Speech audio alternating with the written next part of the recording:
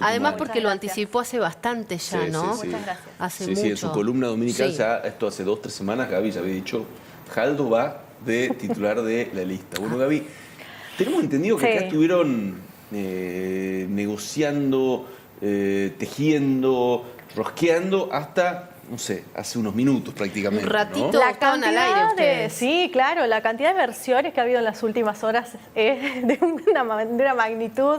Muchos dirigentes también llamando y preguntando si iban a estar o no en la lista hasta último momento. Muchas desmentidas también, muchas... Bueno, y la sorpresa final, que sin duda ha sido la inclusión de Miguel Acevedo, del vicegobernador, que acá sentado en este mismo lugar nos había dicho que no iba a ser candidato en varias oportunidades. Claro, nadie resiste un archivo, Gaby, nadie resiste. Sí, de todas maneras me parece que no es que haya cambiado su opinión en relación a las testimoniales, o por lo menos eso es lo que me mencionaban desde su entorno, sino que evaluó de alguna manera el bien mayor de la unidad del peronismo y la necesidad, a ver, si de algo habla esta lista es de una necesidad del peronismo de ganar las elecciones. Claro. Y ganar las elecciones, ¿qué significa? Vos tenés 4 bancas, ¿no es cierto?, que se renuevan. ¿Qué puede considerarse un triunfo y qué puede considerarse un fracaso? Bueno, el plan de mínima de la Casa de Gobierno son mantener las 2 bancas que tiene. Sí. En realidad, a ver, ya cedería una si pensamos que Noguera no va a estar en el bloque Independencia, ¿no? Claro. Digo, tiene por sus ideas y es de la línea anti-Milei en Unión por la Patria.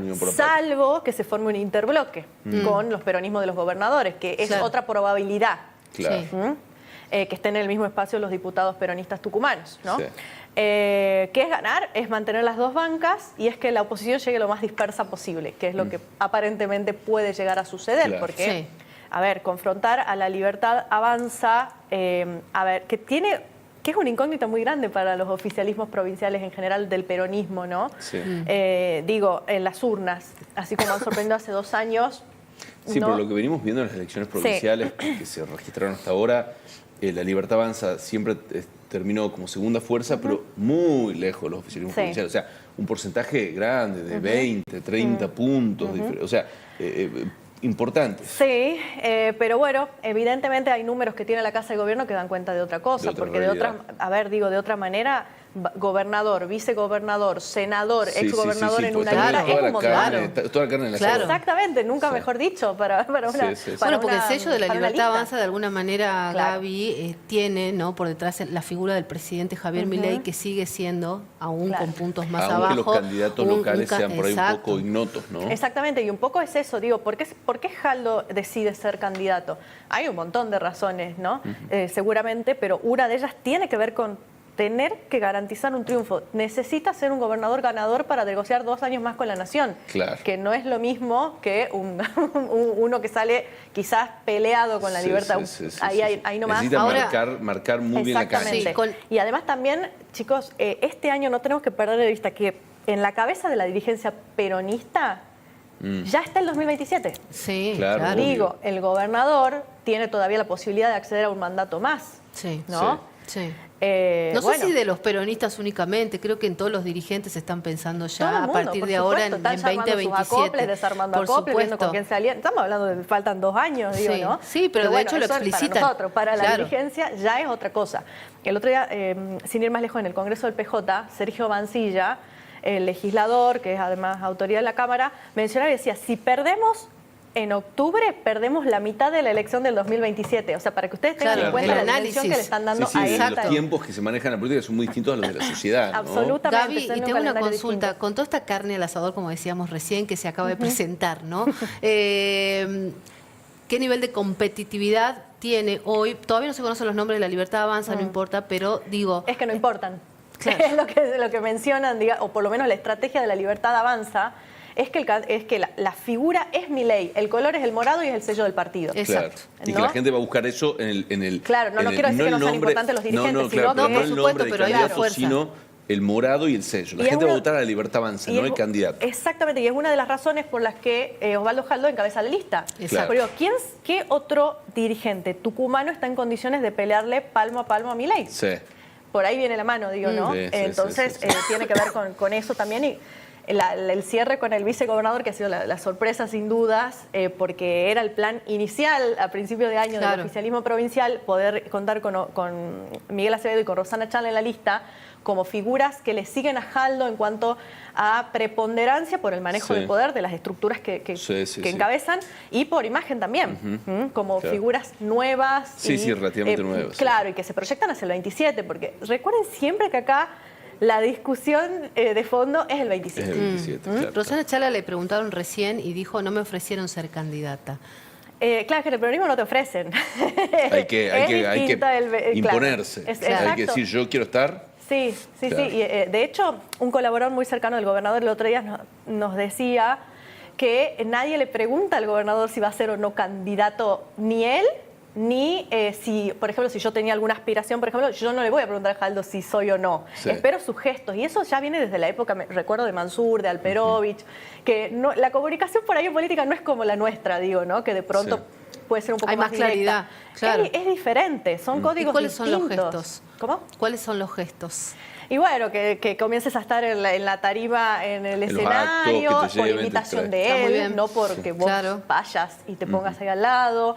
Que te menciones, por ejemplo, lo que ha pasado en el acto del Procrear, que lo resaltábamos acá, digo, ¿cómo lo ha ensalzado a Acevedo en el acto del Procrear? Que posiblemente ya estaban en esta conversación, ¿no?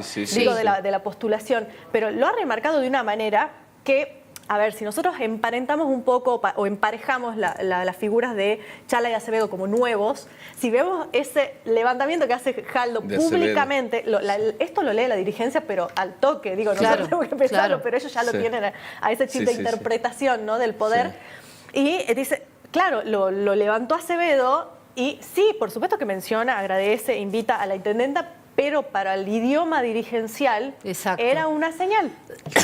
Claro. Mirá vos tantas cosas que uno va aprendiendo. Che, Gaby, ¿qué es una...?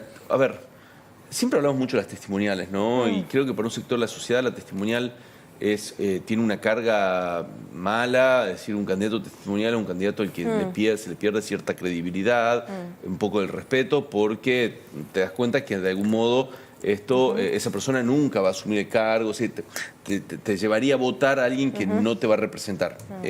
Sin embargo, evidentemente la testimonial a mucha gente no le mueve el amperímetro porque igual lo vota y... Es que vos tenés que pensar...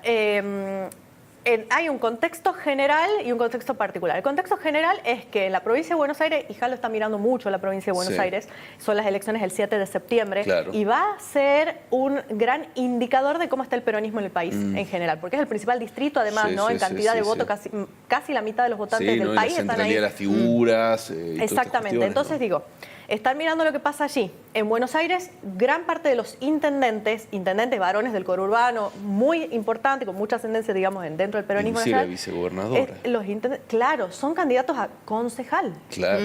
O sea, hay testimoniales, está lleno de testimoniales en casi todos los partidos políticos, además, ¿no? No es solamente del peronismo. Digo, esa fue una señal de habilitación también para Jaldo. Claro. Eso en el panorama nacional, digo, ¿no? En el panorama general, vos tenés que ver que cada uno de ellos le habla a su votante. Al votante peronista, y por las encuestas, sondeos, focus group que tiene la Casa de Gobierno, el votante peronista no reprocha la testimonial. La ve como una estrategia de que sabés que el gobernador no va a ser diputado, pero que tiene que encabezar la lista y sabés que los que van a asumir son eventualmente los que vienen por detrás. Sí es un discurso muy arraigado en el que no vota el peronismo y en la dirigencia opositora, porque seguramente va a ser el eje de la campaña. De hecho, ya hay comunicaciones de la Libertad Avanza cuestionando la testimonial de Jaldo. A ver, ayúdanos a entender. Jaldo, supongamos, pongamos un escenario hipotético. Vamos a las elecciones y el peronismo saca 3 bancas. ¿No es cierto? Pongamos un escenario hipotético. Podemos hacerlo con 2, con las 4. Saca 3 bancas. Jaldo dice, bueno, señores, obviamente yo voy a seguir siendo gobernador. ¿Qué pasa en ese caso? ¿Quiénes se hacen de esas 3 bancas? Mira, es un escenario muy difícil por la cantidad de votos que se requerirían y por cómo, porque por el sistema electoral, por cómo pueden llegar a estar de cerca el primero y del segundo, porque eso depende. Obviamente que el que gana se lleva el primer diputado. Y las bancas que siguen se distribuyen de acuerdo a porcentajes por bancas, ¿no? Pero para acceder a una tercera banca tendría que hacer una elección vamos con 2 bancas. Jaldo retiene las 2 bancas. No, pero está bien la pregunta que vos decís, pero ¿sabés por qué? Sobre todo porque los 2 que le siguen a Jaldo son testimoniales en principio también, que están Mansur y Acevedo, porque por el sistema de cupo. Eso es lo que yo te pregunto. Claro, y bueno, en ese eventualísimo caso deberán dirimir entre Mansur y Acevedo. Claro. ¿Quién asumirá la banca de diputados? Y Mansur podría... Yo te quería hacer esa pregunta a esto, porque yo a donde quería llegar es...